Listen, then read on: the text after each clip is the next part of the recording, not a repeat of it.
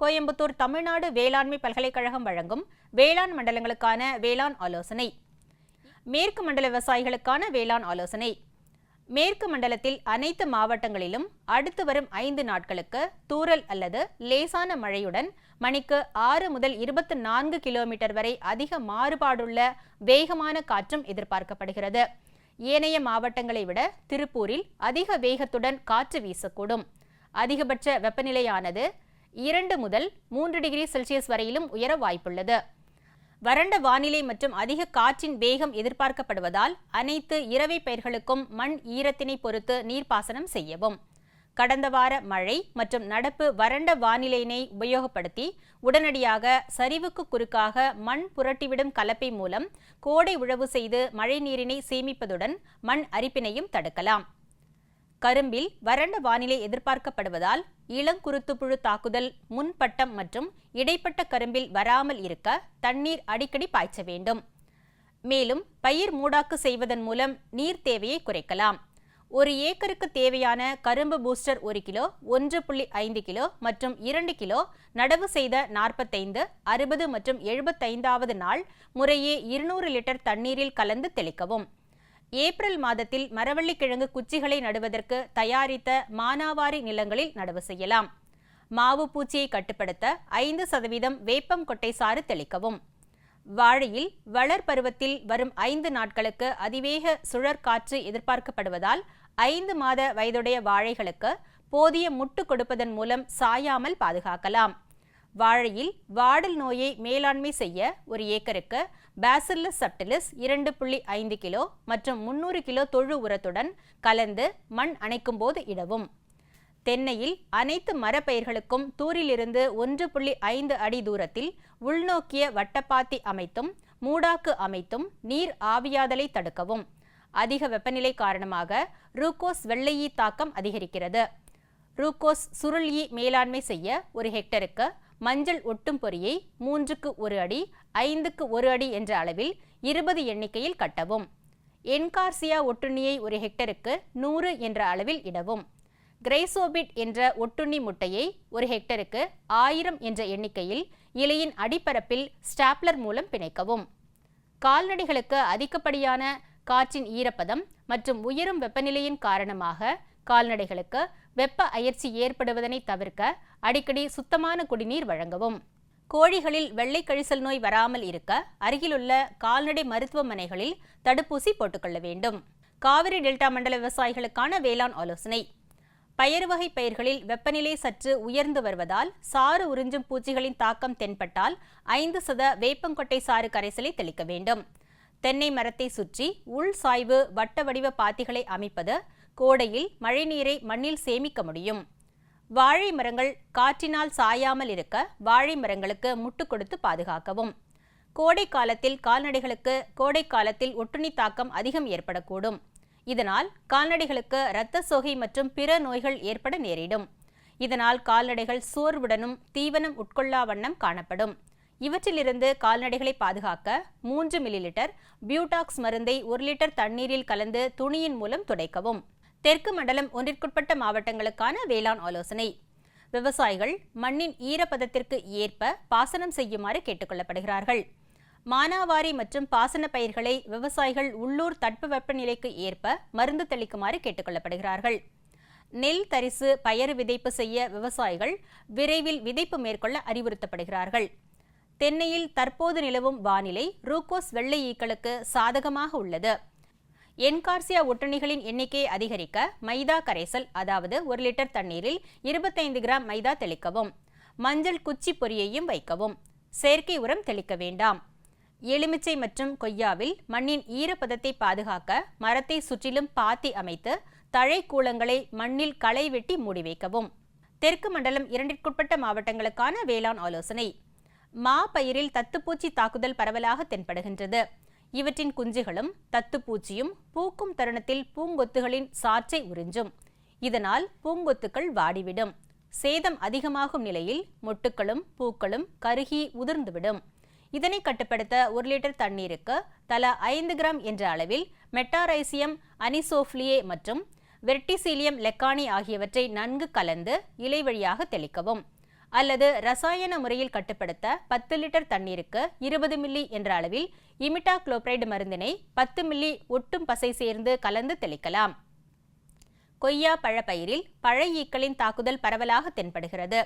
தாக்குதலின் அறிகுறியாக பழ ஈக்களின் புழுக்கள் மற்றும் ஈக்கள் பாதி கனிந்த பழங்களையே தாக்கும். பழத்தின் மீது முட்டையிடுவதற்காக போடப்பட்ட துளைகள் காணப்படும். பழத்திலிருந்து துர்நாற்றம் வீச துவங்கும். இதனை கட்டுப்படுத்த ஒரு ஏக்கருக்கு 12 இனக்கவர்ச்சி பொறி வீதம் வைக்க வேண்டும். அதாவது 5 லிட்டர் வாளியில் 3 லிட்டர் தண்ணீர், 2 கருவாட்டு துண்டு, 1 கிலோ கொட்டமுத்து பிண்ணாக்கு, 50 கிராம் நாட்டு சர்க்கரை, 2 அழுகிய வாழைப்பழம், 2 அன்னாசி பழத்துண்டு மற்றும் இவற்றை கலந்து வைக்க வேண்டும். தக்காளியில் பாக்டீரியா வாடல் நோயானது பரவலாக தென்படுகின்றது. இந்நோயானது வளரும் தாவரங்களை விரைவாக மற்றும் முழுமையாக வாடச் செய்வதாகும்.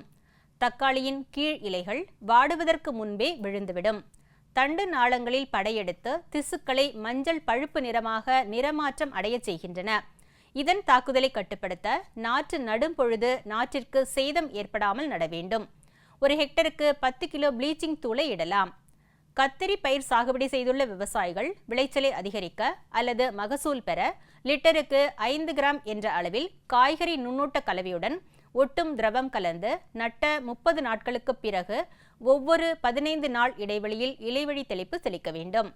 முருங்கையில் மொக்குப்புழுக்களின் தாக்குதல் பரவலாக தென்படுகின்றது. இந்த மொக்குப்புழு அல்லது பூ மொக்குகளை துளையிட்டு உண்ணும். தாக்கப்பட்ட பூ மற்றும் மொக்குகள் உதிர்ந்துவிடும். மொக்குப்புழுவினால் பாதிக்கப்பட்டு உதிர்ந்த பூ மற்றும் மொக்குகளை சேகரித்து அழிக்க வேண்டும். இதனை கட்டுப்படுத்த 10 லிட்டர் தண்ணீருக்கு 35 மில்லி வேப்ப எண்ணெய் மற்றும் 10 மில்லி ஒட்டும் பசை கலந்து தெளிக்க வேண்டும். எள் பயிரில் பூப்பேன் தாக்குதல் பரவலாக தென்படுகின்றது. இதனை கட்டுப்படுத்த 10 லிட்டர் தண்ணீருக்கு 5 கிராம் தயோமீதாக்சம் மற்றும் 30 மில்லி இசோஃபயான் மற்றும் 10 மில்லி ஒட்டும் பசை சேர்த்து கலந்து தெளிக்கலாம். மக்காச்சோள பயிரில் காணப்படும் ஊட்டச்சத்து பற்றாக்குறையை நிவர்த்தி செய்ய பயிர்களுக்கு தேவையான நுண்ணூட்டச்சத்தினை கொடுக்க வேண்டும்.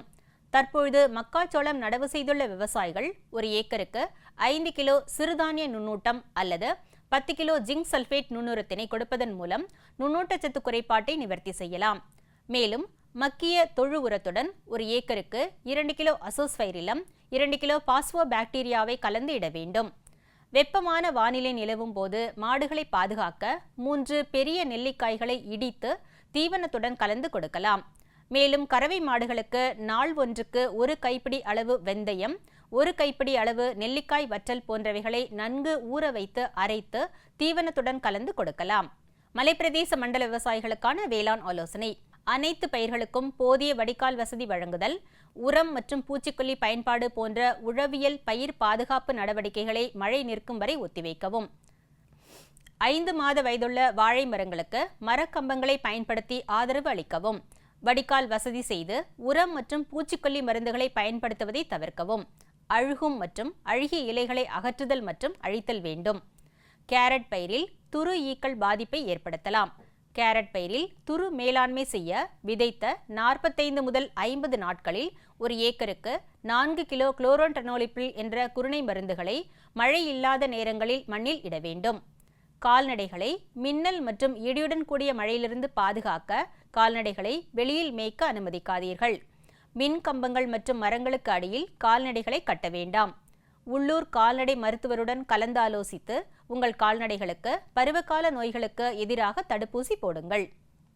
வடமேற்கு மண்டல விவசாயிகளுக்கான வேளாண் ஆலோசனை: தர்பூசணி சாகுபடி செய்துள்ள பகுதியில் தற்போது நிலவி வரும் தட்பவெட்ப சூழ்நிலை காரணமாக இலைப்பேன் தாக்குதலினால் சேதம் தென்படுகின்றது. இதனை கட்டுப்படுத்த ஊதாவர்ண ஒட்டும் பொறி ஒரு ஏக்கருக்கு 5 வீதமும், இலைவழி தெளிப்பானாக வேப்ப எண்ணெய் 1 லிட்டருக்கு 3 மில்லி வீதம் கலந்து தெளிக்க வேண்டும். இதைத் தொடர்ந்து பொருளாதார சேதநிலை தாண்டும் போது தயோமீதாக்சம் என்ற பூச்சிக்கொல்லியை 1 லிட்டருக்கு 2 கிராம் வீதம் கலந்து ஒரு ஏக்கருக்கு 200 லிட்டர் தண்ணீரில் கலந்து தெளிக்க வேண்டும். மரவள்ளி சாகுபடி செய்துள்ள விவசாயிகள் நட்ட 2, 3 மற்றும் 4வது மாதங்களில் தமிழ்நாடு வேளாண்மை பல்கலைக்கழக மரவள்ளி பூஸ்டரை 3 முறை இலைவழி தெளிப்பு செய்ய வேண்டும். வாழை நடவு செய்துள்ள விவசாயிகள் செடி ஒன்றுக்கு அசோஸ்பைரிலம் மற்றும் பாஸ்போ பாக்டீரியா இரண்டையும் தலா 20 கிராம் என்ற அளவில் நட்ட 1 மாதம் மற்றும் 5 மாதத்திற்குள் 2 தடவை இட வேண்டும். கொடி வகை காய்கறிகளில் வரும் நாட்களில் வெப்பநிலை அதிகரிக்க வாய்ப்புள்ளதால் முக்கியமாக கொடிவகை காய்கறிகள் சாகுபடி செய்துள்ள விவசாயிகள் காய்ந்த இலை புற்கள் கொண்டு மண்ணில் மூடாக்கு அமைக்கவும். இவ்வாறு செய்வதால் மண்ணின் ஈரப்பதம் பாதுகாக்கப்பட்டு பயிரின் வளர்ச்சி மேம்படும். வடகிழக்கு மண்டல விவசாயிகளுக்கான வேளாண் ஆலோசனை. நெற்பயிரில் இலை சுருட்டு புழுவை கட்டுப்படுத்த 10 லிட்டர் தண்ணீரில் குளோரோன்டனிலிப்ரோல் 18.5% SC 6 மில்லி கலந்து தெளிக்க வேண்டும். நெல் வயல்களில் 1% ppfm தெளிக்க வேண்டும். மேலும் நைட்ரஜனை நிலைப்படுத்துவதற்கு அசோலா இட வேண்டும். தற்போது நிலவி வரும் சூழ்நிலையில் நெல் நாற்றாங்காலில் இலைப்பேன் தாக்கம் தென்பட்டால் 1 லிட்டர் தண்ணீரில் தயாமீத்தாக்சம் 25% WG 100 கிராம் அல்லது டைமீத்தோயேட் 1.5 மில்லி என்ற அளவில் தெளிக்கவும். தற்போது நிலவி வரும் வானிலையின் காரணமாக நெற்பயிரில் இலை சுருட்டுப்புழு மற்றும் தண்டு தொலைப்பான் தாக்கம் காணப்படுவதால் அதை கட்டுப்படுத்த கார்போசல்ஃபான் 400 மில்லி அல்லது கார்டாப் ஹைட்ராக்ளோரைடு 600 கிராம் என்ற அளவில் காலை அல்லது மாலை நேரத்தில் தெளிக்கவும். நிலக்கடலையில் இலைப்புள்ளி நோய் தாக்க வாய்ப்புள்ளதால் விவசாயிகள் நோய் தாக்கம் அறிகுறி தென்படும் பட்சத்தில் கார்பன்டாசிம் 500 கிராம் என்ற அளவில் தெளித்து கட்டுப்படுத்தலாம். வாழையில் வாடல் நோயை கட்டுப்படுத்த ஒரு ஏக்கருக்கு பேசில்லஸ் சப்டிலிஸ் மற்றும் ட்ரைகோடர்மா விரிடி 2.5 கிலோ இட வேண்டும். வாழையில் நுண்ணூட்ட சத்துக்களின் குறைபாட்டை நிவர்த்தி செய்ய மற்றும் பழத்தின் தரத்தை உயர்த்த வாழை நட்ட 3, 5 மற்றும் 7 மாதங்களில் நுண்ணூட்ட கரைசலை இலை மீது தெளிக்கவும். கால்நடைகளுக்கு உண்ணி மற்றும் பேன் பிடிக்காமல் இருக்க மருந்து குளியல் கொடுக்க வேண்டும். நன்றாக காய வைத்த பின் கொட்டகையில் கட்ட வேண்டும். கால்நடைகளுக்கு தேவையான பசுந்தீவனத்தை வருகின்ற கோடை காலத்தில் பயன்படுத்த ஊறுகாய் புல்லாக மாற்றி சேமித்து வைக்க வேண்டும். மேய்ச்சலுக்கு விடப்படும் ஆடுகளில் தாடை வீக்கம் மற்றும் வெளிரிய கண் இருப்பின் தவறாமல் ஒட்டுண்ணியல் மருந்து அளிக்க வேண்டும். அதிக மழை பெறும் மண்டல விவசாயிகளுக்கான வேளாண் ஆலோசனை. எல்லா பருவத்திலும் கிராம்பு மற்றும் லவங்கப்பட்டை பயிர் செய்துள்ள நிலத்தில் ஈரப்பதம் வீணாகாமல் தடுக்க பண்ணை கழிவுகளை கொண்டு நிலப்போர்வை செய்வது நல்லது. தோட்டக்கலை பயிர்களான வாழை, மிளகு, கிராம்பு, ஜாதிக்காய், லவங்கப்பட்டை மற்றும் தென்னை மரங்களுக்கு பாத்திகள் அமைத்து மக்கிய தென்னை நார் கழிவுகளை இடுவதன் மூலம் மண்ணின் ஈரப்பதத்தை பாதுகாக்கலாம். காற்றின் வேகம் மணிக்கு 16 முதல் 20 கிலோமீட்டர் அளவில் இருக்க வாய்ப்புள்ளதால் புதிதாக நடவு செய்யப்பட்ட தோட்டக்கலை பயிர் மரங்களுக்கு கம்புகளால் முட்டுக் கொடுக்க வேண்டும்.